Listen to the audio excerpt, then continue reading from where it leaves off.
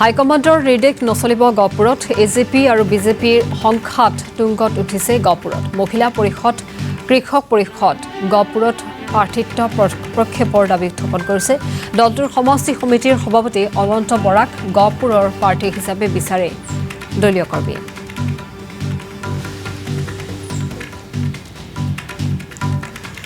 গহপুৰৰ খবৰ উল্লেখ কৰিছো গহপুৰ সমষ্টিক লৈ আকৰগোজ এজেপিৰ তৃণমূলৰ কৰ্মী গহপুৰ সমষ্টি এৰি নিদিলে নিৰ্দলীয় হৈ প্ৰতিদ্বন্দ্বিতাৰ হুংকাৰ হাইকমাণ্ডৰ নিৰ্দেশ নচলিব গহপুৰত এই কথা উল্লেখ কৰিছে এজেপি আৰু বিজেপিৰ সংঘাত তুংগত উঠিছে গহপুৰত মহিলা পৰিষদ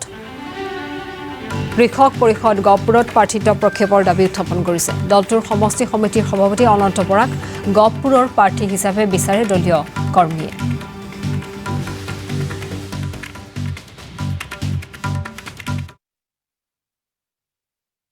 আমি অসম গণ পৰিষদ দলৰ ভাতৃ সংগঠন কৃষক পৰিষদৰ আজি আমি সাংগঠনিক সভা পাতিছোঁ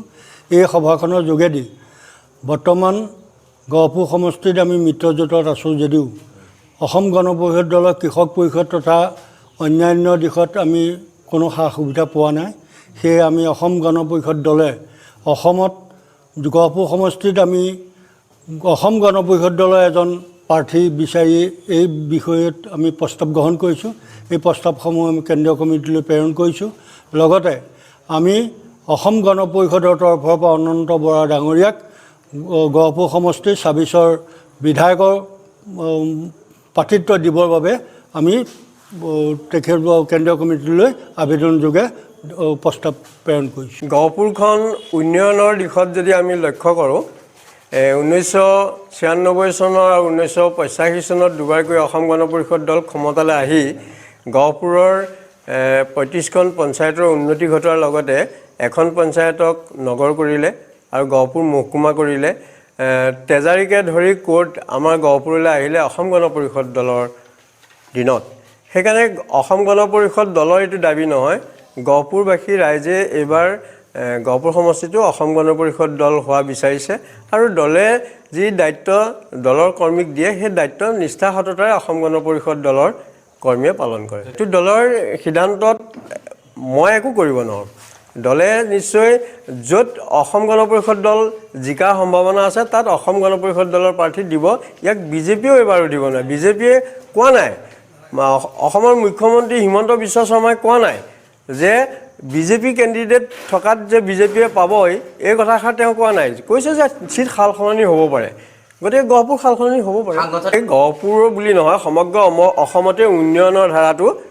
অব্যাহত আছে হিমন্ত বিশ্ব শৰ্মাৰ দক্ষতাত হিমন্ত বিশ্ব শৰ্মা এজন দূৰদৰ্শী আৰু অসমীয়া এজন স্বাভিমান ব্যক্তি হিচাপে তেখেতে সমগ্ৰ অসমত কাম কৰিছে অকল গহপুৰত নহয় আজি আমি গহপুৰে এটা যি ইঞ্জিনিয়াৰিং PW ইঞ্জিনিয়াৰিং অফিচ পাইছোঁ অসমৰ 126টা সমষ্টিত পাইছে আৰু ঠিক সেইদৰে বিশ্বনাথ চাৰিআলি বা বিহালীয়ে ইঞ্জিনিয়াৰিং পাইছে মেডিকেল কলেজ পাইছে আমি গহপুৰে ইউনিভাৰ্চিটি পাইছোঁ গতিকে প্ৰতিটো সমষ্টিৰ উন্নয়ন ঘটিছে ইয়া এটা নিয়ম মাফি ডেভেলপমেণ্ট হৈছে আমি অসম গণ পৰিষদ দলৰ ভাতৃ সংগঠন কৃষক পৰিষদৰ আজি আমি সাংগঠনিক সভা পাতিছোঁ এই সভাখনৰ যোগেদি বৰ্তমান গহপুৰ সমষ্টিত আমি মিত্ৰজোঁটত আছোঁ যদিও অসম গণ পৰিষদ দলৰ কৃষক পৰিষদ তথা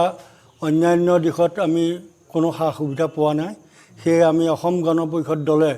অসমত গহপুৰ সমষ্টিত আমি